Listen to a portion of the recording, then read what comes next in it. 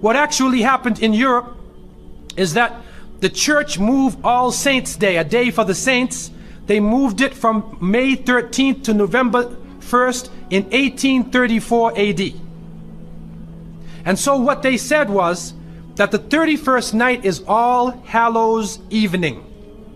All Hallows Evening, which in America later became known as Halloween. Halloween. And they depict the forces of evil. What is happening now is that the children put on disguises. They dress as little devils, little witches, as goblins, vampires, anything evil, and they go out, and now with the new American way, they do trick-or-treat. And they come to your house asking for food. Do they do that here in Miami? Trick-or-treat. They knock on your door in their disguise. And some Muslims, thinking they want to be Americans, or they want to be Canadians, so they send their little children, and they're in little disguises. So what are you going to dress them as? A little angel?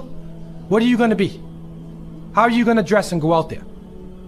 And so the reality that we recognize is that, number one, this is the day of Samhain.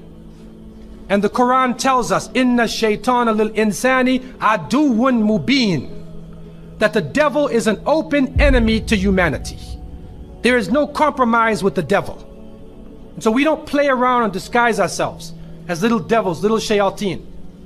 We do not disguise ourselves as this, because it is an open enemy to the people of monotheism. Also, there are a number of other aspects. What is happening now, as you may know in America, is that there is a new church coming about, which is called the Church of Satan. Wal iyadhu billah. And in the 60s in San Francisco, the church was initiated. And right now in the American army, if you are Jewish and you die, they bring you a rabbi. If you're a Muslim, they'll bring you an imam.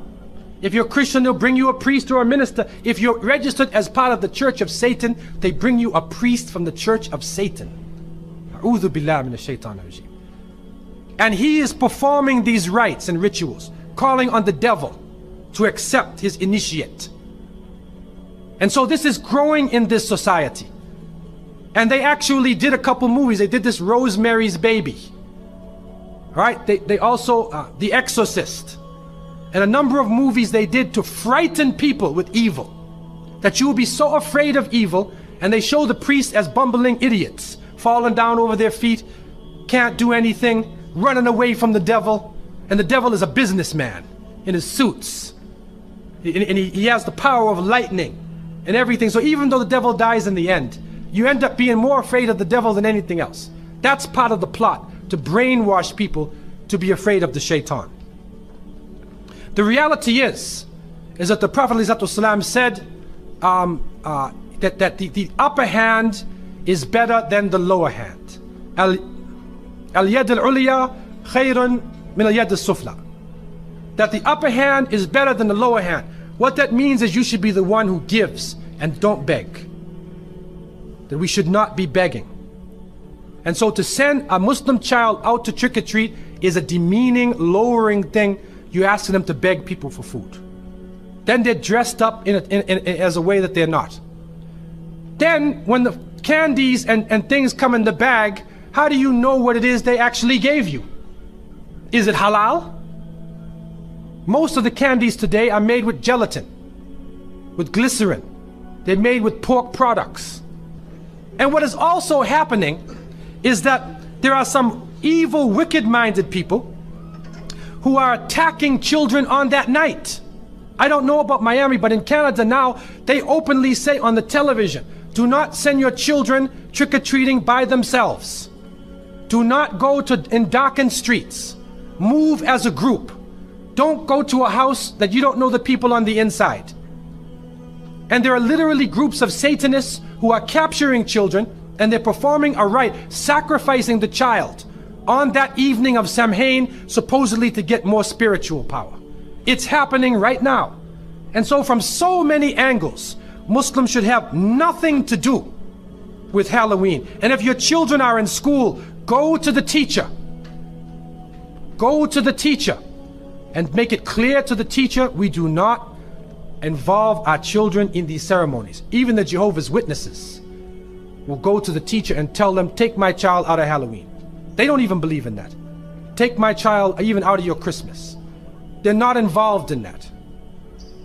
What can happen during these occasions, if you want them to draw pictures of pumpkins or, fall plants, okay. But we don't want to be involved in these confused rituals that are giving signals from many different angles.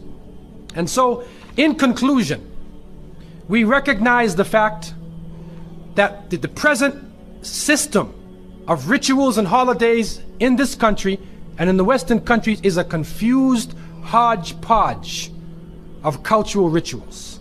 And it is important for Muslims to have basira, that they should have the insight to look through affairs and do not just blindly follow the ways of the Christians and the Jews. The Prophet, peace be upon him, said, you will follow them. You will follow the people who came before you inch by inch, foot by foot. Even if they crawl into the hole of a lizard, you crawl inside there with them. And secondly, it is important for Muslims to cherish their own holidays. When the Eid al-Fitr comes, take the day off. There are some Muslims who go to work on Eid.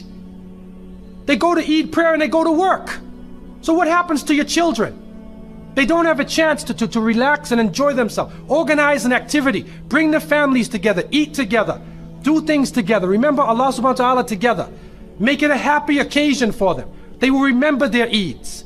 Eid al-Fitr, Eid al-Adha.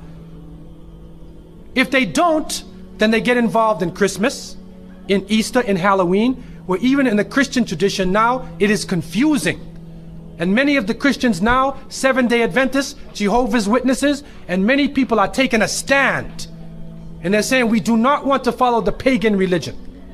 So I leave you with the thought that people of conscience should take time, study history, go back to the source of the religions, and you'll find that all of the religions are based in Tawheed, in the oneness of God.